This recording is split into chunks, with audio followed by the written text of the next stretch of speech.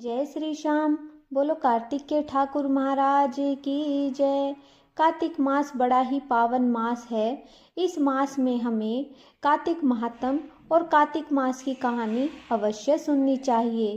कार्तिक मास में हमें तुलसी पूजा नियम अवश्य करने चाहिए। नित्यनेम की कथा।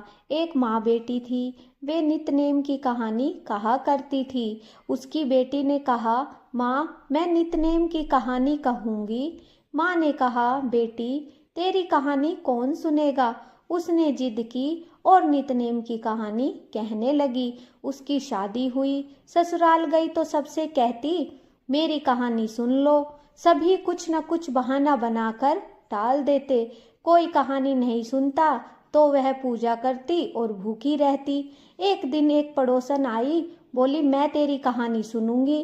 पड़ोसन आती है, कहानी सुनती तो बहू खाना खा लेती। एक दिन ननद ने अपनी माँ से कहा, माँ भाभी पड़ोसन के कहने पर तो खाना खा लेती है और हम कहते तो नहीं खाती। माँ ने कहा, पड़ोसन से मना कर देना। लड़की ने पड़ोसन से मना कर दिया। पड़ोसन ने अपनी पति से कहा, उसकी बेटी मना करती है।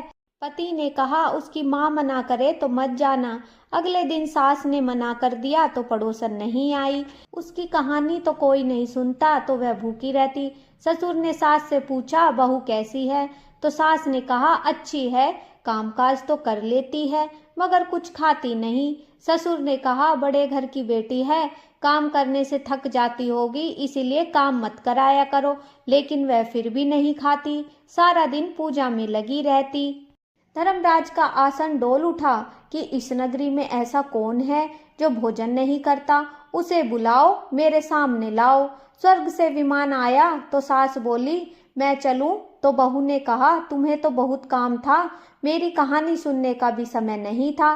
जेठानी ने कहा तो कहने लगी, तुम्हें तो पति का खाना बनाना है। ननद ने कहा तो कहने लगी, तुम्हें तो गुड्डे गुड़ियों से ही फुर्सत नहीं थी। पड़ोसन बोली, मैं चलूं। तो बोली, हाँ तुम चलो, तुमने ही तो मेरी नित्यनेम की कहानी सुनी। वह अपने पति के पास गई और बोली। पति बोला, तू तो बड़ी भाग्यवान है जो जीते जी जा रही है, मरकर तो सभी जाते हैं। इसी तरह पास पड़ोसन का सुख दुख सुनते सुनाते मिलजुल कर हमें रहना चाहिए। बोलो तुलसा मैया की जय, कृष्ण भगवान की जय।